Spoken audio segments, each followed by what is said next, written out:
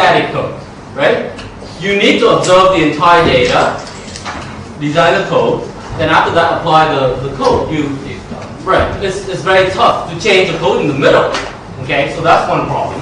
It's only optimal when this happens. Okay, and the best achievable bit rate is 1 bit per symbol. Is it true? I can never do sub 1. Is that true? Huffman is integer code, right? All the assignments you do need to be integers number of bits, right? So what are you going to do if you have something like this? If you have a source that looks like this, a binary source, right? Only 2 symbols, but being dominated by 0. 93%, 94% of the time is 0. The rest, 6% of the time is 1. So the entropy is very low, right? 0.33. You can just plug in the formula and see. Yet, Huffman can only do this, right? Because you have 2 symbols, you can only assign 0 to 0 and 1 to 1, right? So you come up with the expected length of 1 bit per symbol. So you're far below. Okay? So how do we deal with a problem like this? There's a homework assignment, that written homework assignment that I asked you to do tonight. Okay? And the suggestion is this. Any suggestion? How do we deal with this problem? Symbol may be too big. This same trick, right? This same trick. You need to combine. You need to combine. You need more symbols, right? Because here we only have 2 symbols, and then we're being hand-tied, right? There's just nothing we can do. So let's make more symbols. How do we make more symbols?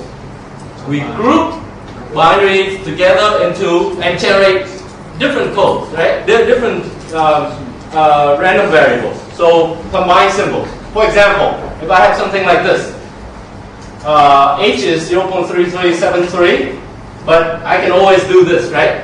I can combine AA to, these are the 4 possible combinations, right? AA, AB, BA, BB. Okay? And the chance that you have BB is very small because it's 1 over 16 from 1 over 16, right? So you have the probability of 1 over 256. Okay? But the chance of having AA is actually pretty high. So that's 15 squared over 16 squared. Okay? So here, we definitely can design Huffman code for these 4 guys. Okay? And if I do, H turns out to be 0.6746. Now it would be good for you guys to double check my math. Okay? These are very simple one line. You can punch it into your calculator and come up with these numbers, right? So this, but then is there a problem here? Why is this entropy higher than that? Shouldn't we get the same entropy? It's the same source, right? Shouldn't we have the same entropy? Why is it different?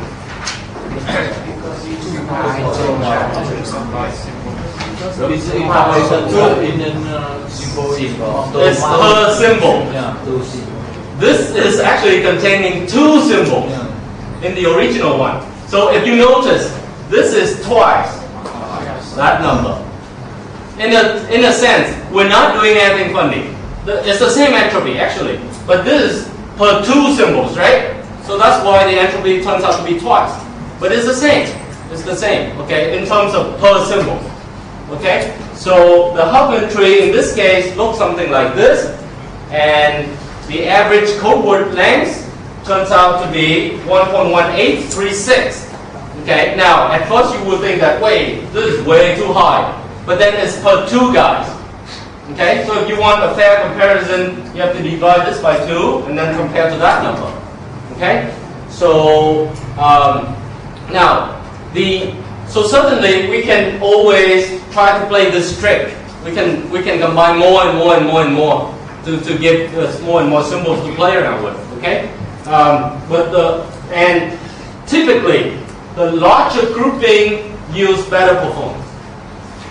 Okay, the more that you group symbols together, the better you seem to perform. But then it leads to various problems. You need space to store for code, right? And then you need it's pretty inefficient and time consuming. You have to do all this and it's very troublesome, right? And still, we haven't solved the adaptive problem. It's still a static problem, right? We need to observe the entire data, make all these changes in symbols, compile the statistics, run the code, and if the statistics change, too bad, right? There's nothing we can do to make our code adaptive. So, the key to this problem actually comes from arithmetic coding. Okay, arithmetic coding actually solves all the problems that Huffman has. And right now, it's the code of choice for all the recent international standards. For example, HL264 and also JPAG also have an advanced version. Okay, that use arithmetic coding. It's an option. Now, what prevents arithmetic coding being used before is that it has a patent on it. It has a patent by IBM, okay, which says that we cannot legally use the code without paying IBM money. But guess what? Patent expires. Patent only lasts for 17 years. After 17 years, it's fair game. You can use the code. So it only gives you protection in the first 17 years when you first get the patent. Okay, that's how US patents work. So now that the code now that the patent expires, arithmetic coding becomes mainstream because you can just use it without paying any royalty for anybody. So again, the idea also started from a student. His name is Peter Adius, and he's also attending Robert Fano's class. He's a classmate of Huffman. Okay, so he first proposed the idea, but it's not complete. Okay, it takes many researchers finally to shape up the arithmetic coding the way that it is being used today. But the first idea, starting from Peter Adius, and his main idea is this: why don't we generate a tag or a unique identifier for a sequence to be encoded?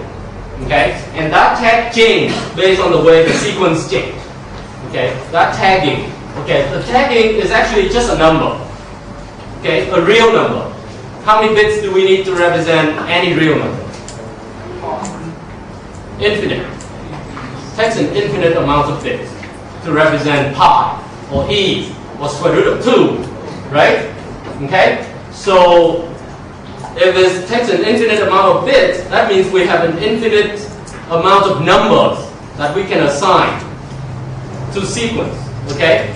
And that numbers should change based on the way the sequence behaves, okay? So, the main idea is this. We're going to tag the sequence by an identifier or a number. And that number will be in the unit interval from 0 to 1, okay? 1 excluded, okay? We're going to pick a number in there. And that number, the resolution of the number, okay? How many symbols do you need to represent the numbers? It's actually the code. That's how long the code is. Okay, that's arithmetic coding. Send that number to the decoder, and hopefully, if we do it right, the decoder will take a look at the number, work backward, translate it back into the sequence of symbols. Okay? Now that might look difficult to do, but if I do a very simple arithmetic coding exercise, you're going to see that it actually is not that tough. It's actually pretty easy. Now, before I go into the demonstration of arithmetic coding, let's talk very briefly about how we represent binary numbers or fractions, okay? Because we need a number from 0 to 1, right? So that's why we need binary numbers for this. And for example, 0.75 in base 10 can be represented as 0.5 plus 0.25, right?